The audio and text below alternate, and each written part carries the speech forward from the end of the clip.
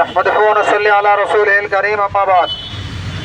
সম্মানিত ইমানদার মুসলমান ভাইরা, আমরা সকলে জানি পৃথিবীর ইতিহাসে এক এক সময় এক এক দেশে ঘাপটি মারা কিছু শয়তান যারা ইতিপূর্বেও নবীর বিরুদ্ধে, ইসলামের বিরুদ্ধে, কোরআনের বিরুদ্ধে বিভিন্ন শব্দ উচ্চারণ করে গিয়েছে।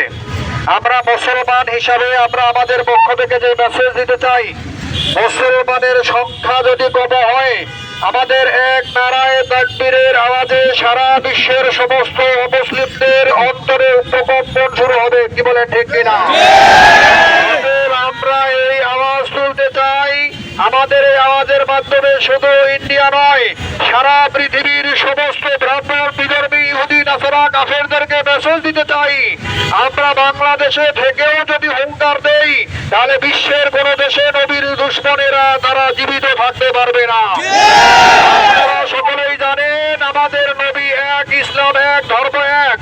সকল মাযহাবের অনুসারীদের ঐক্যবাদ বিশেষে সেটা হলো নবীর দুশমন কুটত্বকারীদের কোনো ক্ষমা নাই, তাদের শাস্তি দুনিয়াতেও পরকালেও।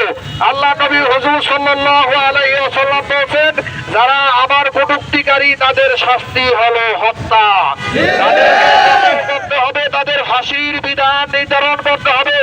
আপনারা জানেন আমাদের পার্শ্ববর্তী রাষ্ট্র পাকিস্তানেও এই আইন বলবৎ আছে। আমরা চাই আমাদের বাংলাদেশেও এই আইন প্রযোজ্য হোক। আমাদের বর্তমান যে প্রধান উপদেষ্টা, তার কাছে আমাদের দাবি থাকবে, আমাদের বাংলাদেশেরও কোনো ঘাপটি মারা নাস্তিক যাতে আগামীতে নবীর বিরুদ্ধে কোনো কথা না বলতে পারে। কি বলে, ঠিক কিনা?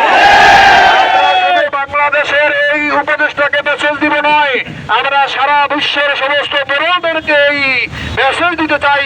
সারা বিশ্বের সমস্ত রাষ্ট্রে রাষ্ট্রীয়ভাবে আইন করা হোক, যেই আইনের মাধ্যমে নবীর বিরুদ্ধে যে যখনই কথা বলবে তাদের রাষ্ট্রে তাদেরকে শাস্তির বিধান, শান্তির অর্থাৎ হত্যার বিধান কায়েম করা হবে। কোরআনের আইন, ইসলামের আইন, এই আইনটি সারা বিশ্বের ভিতরেই পালন করার জন্য ইন্ডিয়া সহ আমরা দাবি করব, যেই সমস্ত কুলাঙ্গাররা নবীর বিরুদ্ধে, ইসলামের বিরুদ্ধে কথা বলছে তাদেরকে অবিলম্বে ফাঁসি দেওয়া হোক। আল্লাহ তাআলা আমাদের সকলের অন্তরে নবীর মহব্বত, ইসলামের মহব্বত, উলামায়ে কেরামদের মহব্বত পয়দা করুক, বলেন আমিন।